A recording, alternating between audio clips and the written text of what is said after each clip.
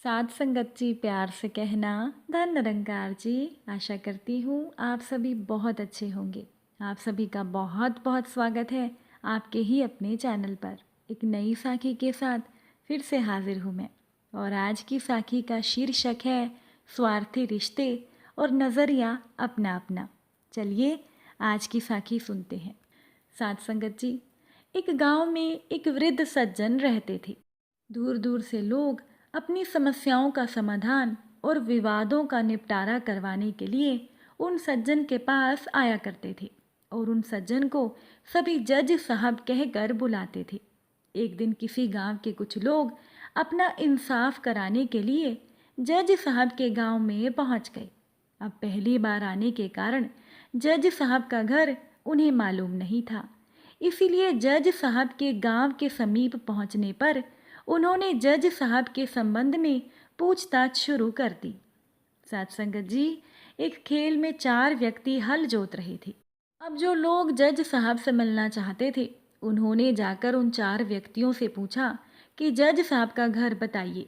तब उन हल जोतने वाले व्यक्तियों ने कहा कि घर तो सामने ही है, पर जज साहब कुछ सुनते और समझते नहीं हैं।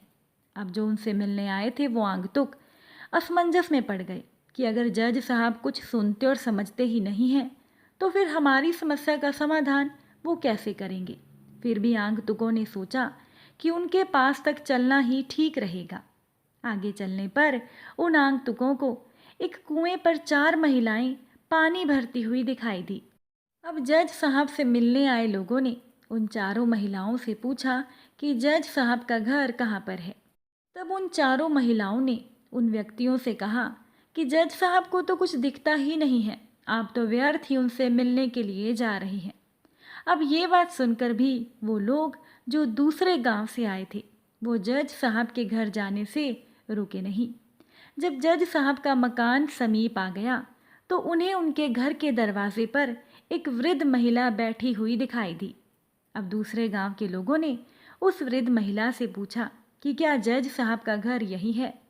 उस वृद्ध महिला ने तपाक से कहा कि जज साहब तो मर गए, अब आप जाकर क्या करोगे। अब ये बात सुनकर तो दूसरे गांव के लोगों का आश्चर्य और भी बढ़ गया, पर वो उनके घर में अंदर चले गए। अंदर जाकर उन्होंने देखा कि जज साहब अच्छे खासे अपने तख्ते पर बैठे थे। उन्होंने आगंतुकों से कुशल समाचार पूछा, उनका सत्कार किया और आने का कारण बताने को कहा। साथ संगत जी, आगंतुकों ने अपनी बात कहने से पहले उनके संबंध में जो भी कहा गया उसका ब्यौरा जज साहब को बताया और पूछा कि लोग आपके बारे में ऐसी बातें क्यों करते हैं। तब जज साहब ने उन लोगों से कहा कि मेरी बहुत बड़ी गृहस्थी है, उसमें अलग अलग प्रकृति के सदस्य हैं।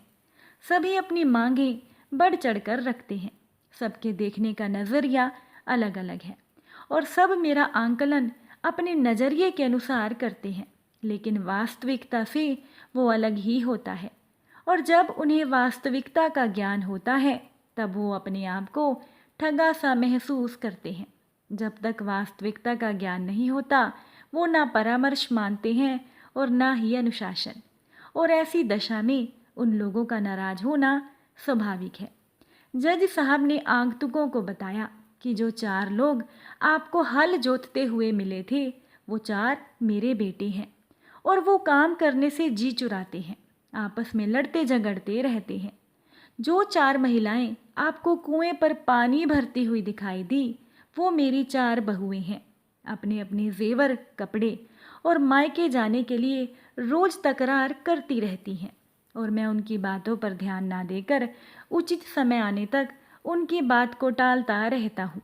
और जो वृद्ध महिला आपको दरवाजे पर बैठी हुई मिली थी वो मेरी पत्नी है और वो आए दिन मुझे तीर्थ यात्रा पर चलने और घर के झंझट छोड़ने की बात कहती है, उससे भी मेरा सहमत होना मुश्किल है। अब जो दूसरे गांव के लोग जज साहब को मिलने आए थे उन्हें समझ में आ गया कि व्यक्ति चाहे कितना ही अच्छा क्यों ना हो वो हर किसी को संतुष्ट नहीं रख सकता, क्योंकि साथ संगत जी, हर एक व्यक्ति अपने स्वार्थ के नज़रिए के अनुसार ही सामने वाले व्यक्ति को अच्छा या बुरा मानता है। अगर स्वार्थ की पूर्ति होती रहे तो वो व्यक्ति बहुत अच्छा है, और अगर स्वार्थ की पूर्ति में व्यवधान आ जाए तो वही व्यक्ति बुरा भी हो जाता है। किसी ने बिल्कुल सच कहा है कि जब तक शरीर में कमाने की शक्ति होती है तभी तक ही परिवार के लोग प्यार रखते हैं, परंतु बुढ़ापे में जब शरीर कमज़ोर हो जाता है तब घर में कोई भाव तक नहीं पूछता। और यही कथन ऋषि मुनियों का भी है। दुनिया के सारे रिश्ते केवल स्वार्थ के हैं, सच्चा रिश्ता तो केवल सतगुरु इस निरंकार दातार से है। साथ संगत जी, संपूर्ण अवतार वाणी में भी कहा गया है, झूठे हैं सब रिश्ते सारे, सच्चा रिश्तेदार गुरु। साथ संगत जी, एक बार एक संत के पास एक युवक सत्संग सुनने के लिए आया। जब संत ने उस युवक से हाल चाल पूछा तो उस युवक ने खुद को बड़ा सुखी बताया। उस युवक ने कहा कि महाराज, मुझे मेरे परिवार के सभी सदस्यों पर बड़ा गर्व है, मैं उनके व्यवहार से बहुत संतुष्ट हूँ। तब इस बात पर संत ने कहा कि तुम्हें अपने परिवार के बारे में ऐसी धारणा नहीं बनानी चाहिए। इस दुनिया में अपना कोई नहीं है, और जहाँ तक माता पिता की सेवा और पत्नी और बच्चों के पालन पोषण का संबंध है तो उसे कर्तव्य समझकर ही करना चाहिए। उनके प्रति मोह या आसक्ति रखना ठीक नहीं है। अब युवक को ये संत की बात ठीक नहीं लगी। साथ संगत जी, युवक ने संत से कहा कि महाराज, आपको विश्वास नहीं है कि मेरे परिवार के लोग मुझे बहुत प्यार करते हैं। अगर मैं एक दिन घर ना जाऊं तो मेरे परिवार के लोगों की भूख प्यास नींद सब उड़ जाती है, और मेरी पत्नी तो मेरे बिना जीवित भी नहीं रह सकती। तब इस बात पर संत ने कहा कि तुम्हें प्राणायाम तो आता ही होगा। कल सुबह उठने के बजाय तुम प्राण वायु मस्तक में खींचकर निश्चेत पड़े रहना, मैं आकर सब कुछ देख लूँगा। अब दूसरे दिन युवक ने जैसा संत ने कहा था वैसा ही किया। युवक को मृत जानकर उसके परिवार के सभी लोग विलाप करने लगे। साथ संगत जी, तभी वो संत वहाँ पहुँच गए। घर के सभी सदस्य संत के चरणों में गिर गए। संत ने परिवार के लोगों से कहा कि आप चिंता मत करिए, मैं मंत्र से कोशिश करके इस युवक को अभी जिंदा कर देता हूँ, लेकिन कटोरी भर पानी परिवार के किसी दूसरे सदस्य को पीना पड़ेगा। उस पानी में ऐसी शक्ति है कि ये युवक तो जीवित हो जाएगा, लेकिन उस पानी को पीने वाला मर जाएगा। ये सुनने के बाद घर के सभी सदस्य एक दूसरे का मुख देखने लगे, क्योंकि कोई भी वो पानी पीने को तैयार नहीं था। ये देखकर संत ने कहा कि मैं ही इस पानी को पी लेता हूँ। तब संत की इस बात पर घर के सभी सदस्य बोले कि महाराज, आप तो धन्य हैं, और आप जैसे परोपकारी लोग बहुत कम पैदा होते हैं। अब वो युवक इस पूरे घटनाक्रम को चुपचाप सुन रहा था। युवक को संत की बातों पर विश्वास हो गया। साथ संगत जी, वो युवक प्राणायाम करके उठ गया। ये देखकर घर के सभी सदस्य चौंक गए। युवक संत से बोला कि महाराज, आपने मुझे नया जीवन दिया है। इस नश्वर संसार में कोई भी अपना नहीं है। अब मैं हरि भजन करूँगा, संसार में आसक्ति नहीं रखूँगा। अपना कर्तव्य समझकर माता पिता की सेवा और अपने बच्चों का पालन पोषण ज़रूर करूँगा, लेकिन प्रेम एक ईश्वर से, इस निरंकार दातार से ही करूँगा। साथ संगत जी, यही तो सत्य है। जो इसे जान लेता है वो ईश्वर को, इस दातार को बड़ी सरलता से पा लेता है।